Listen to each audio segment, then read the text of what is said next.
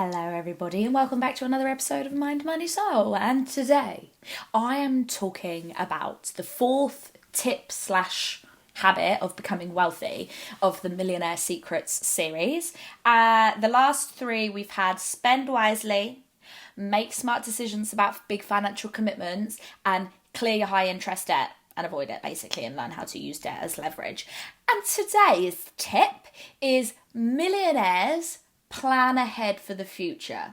You heard it here first. So the future can be anything from 1 day to 10 years. It's anything that is not now. And if you don't have a financial plan for it, then it's not going to happen for you. It is going to happen to you. Do you know what I'm saying? So short-term planning for the future looks like creating a monthly spending plan, knowing how you're going to spend your money tomorrow, this week, this month, and moving money aside for short-term goals and emergencies. Long-term planning for the future looks like big picture thinking, creating a vision for what you actually want for your life, what you want your life to look like in 10 years, 20 years, 30 years, and making an actual plan to get there. Because what can happen is you can be like, this is what I want for the future. I want to be a millionaire. I want to own my own island. I want to travel loads. I want this. I want that. How are you going to get there? You think it's just going to fall on your lap? Let me tell you, it is not. You have to make a plan. As we all know, I am big on mindset, and I'm also very big on spirituality, manifesting, law of attraction. I do believe in all of that stuff, but the science behind it, it's not woo-woo. It's not just, sit on the sofa, close your eyes, imagine yourself to be a millionaire, and then bam, £1,000,000 is going to drop in your bank account. No, it's connect with that future version of yourself and then start acting like them today. Call it in, make a plan, take that action. That is how you're going to get wealthy. And that's how wealthy people get and stay wealthy. So creating financial goals is so much more than just deciding how much you want in your pension pot. It is one part, of course, but the bigger picture is, what do you want from your life? What do you want it to look like? And how do you want it to feel? And because the end result is you get to choose. You get to choose what your life looks like and how it is. In this world, we have autonomy, and the way that we show up on a day-to-day basis is going to help us create our futures. Your daily habits become your life. Financial independence won't just happen to you. You have to make it happen for yourself. And look, maybe you'll marry someone who's rich. Maybe you'll win the lottery. Maybe you'll just suddenly come into inheritance, right? But the key word here, maybe. And the chances are low in most instances. So why would you leave the one life that you have up to maybes, up to chances, up to lotteries? Why not make it happen for yourself? Why would you let random opportunities to win overtake the planning that you could do to ensure that you live a life that you fucking love? Now, I want you to take a moment. And I want you to have a think about your life right now. And I want you to think about the job that you have. So jobs really do one of two things in my eyes. And sometimes in some cases they do both. So jobs give us money to survive and thrive. They pay us money to live our lives. We swap our time for money so that we can live. But jobs could also give us purpose and a meaning, maybe because we are doing it for a cause that we love, we're in an industry that we're really passionate about, in a field that's really impactful and bring us joy.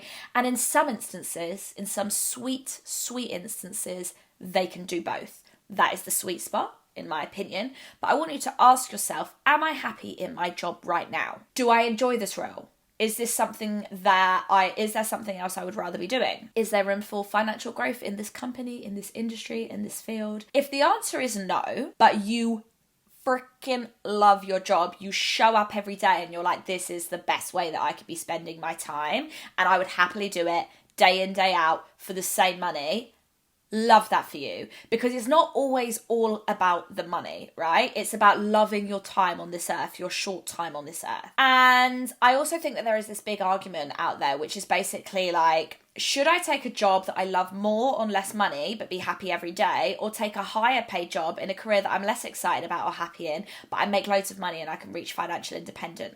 No one can answer that except you, because there is merit in both, right? If you take a job that you love more and like the money isn't great but you love it and you are showing up every single day, I love that for you. I love that. And you're just like living your life, fine. But you have to also think about the things outside of your job.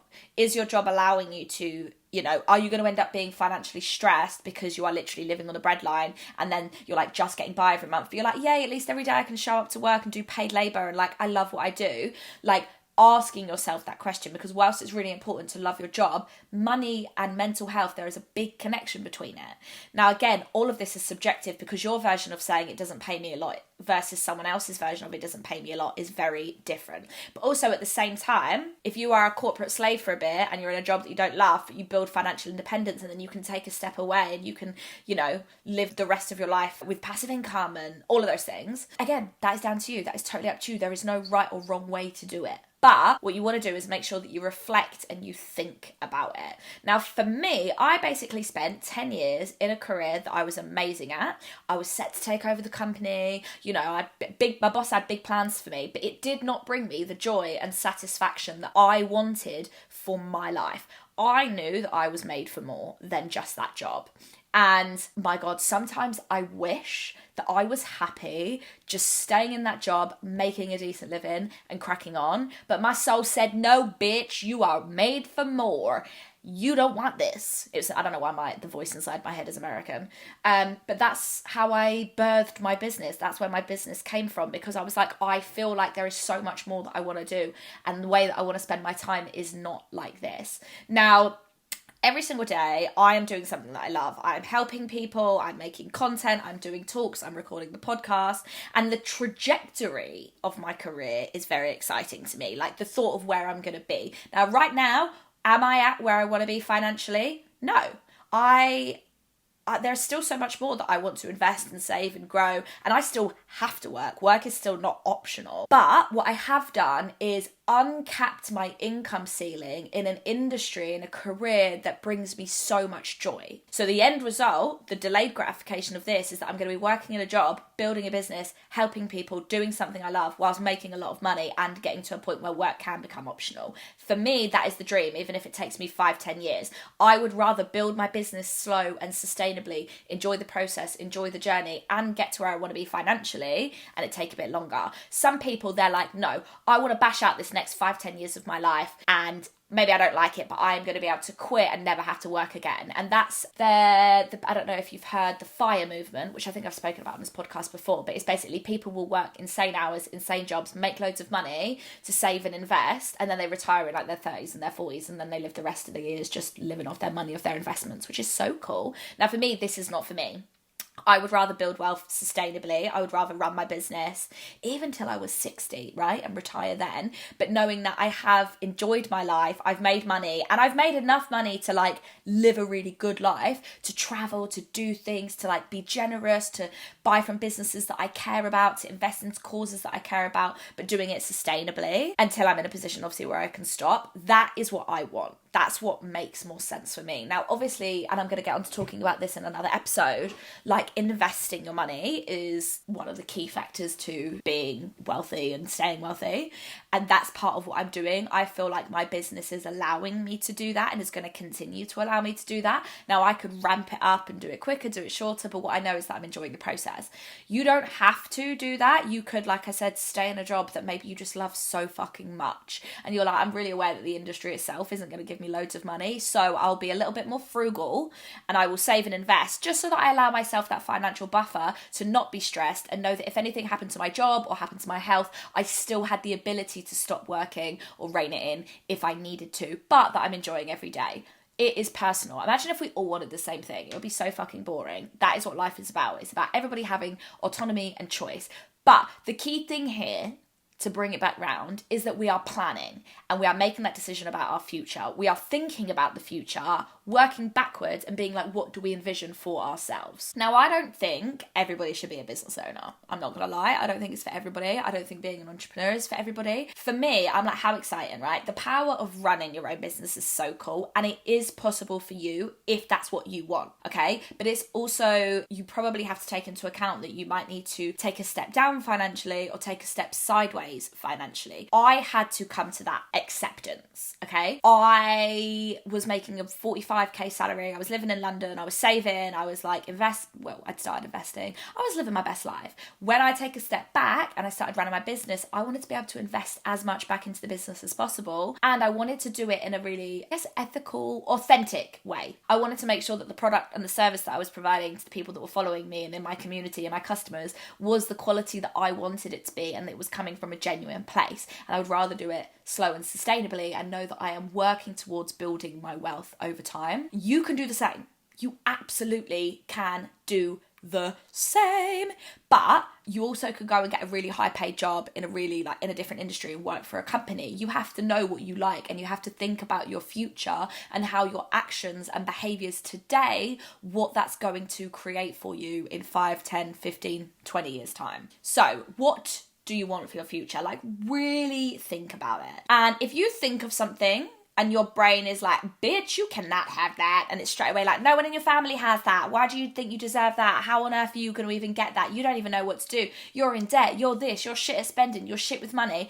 Take a moment, because this is a money mindset thing.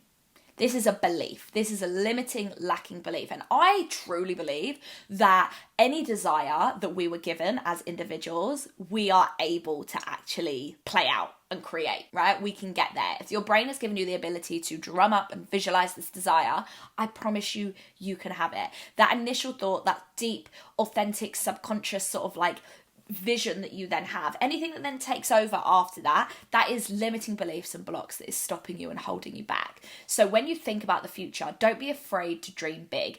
Even if you imagine yourself sipping a pina colada on the beach, and you're like, oh no, I imagine that to 30 years time. For some reason, when it comes to time, we really overestimate what we can do in a week, but we really underestimate what we can do in 10 years. When I think about my goals and all the things that I want to achieve, I'm like, oh, I actually have loads of time. I can do all of those things if I do it over a 10-year span. And then I've got another 10 years. And then I've got another 10 years. How cool is that? Obviously, I hope that we all do have all of those years. But life is short. Life is beautiful. But it's also long, right? And we have time. But that time is going to pass regardless. So how are you going to spend your time?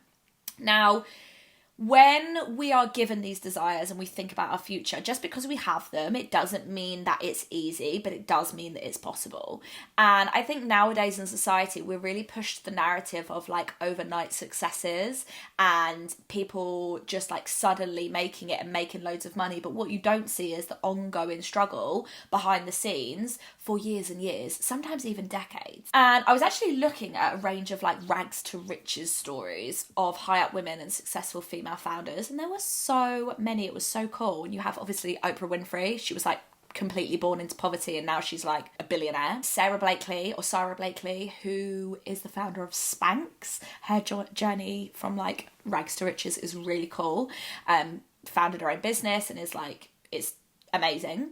And then you have Ursula Burns, who is the CEO of Zero, and then Indra Nooyi, who is a chairwoman at PepsiCo Max. So they're they don't run their own businesses, but they're really high up in big corporations and they are killing it.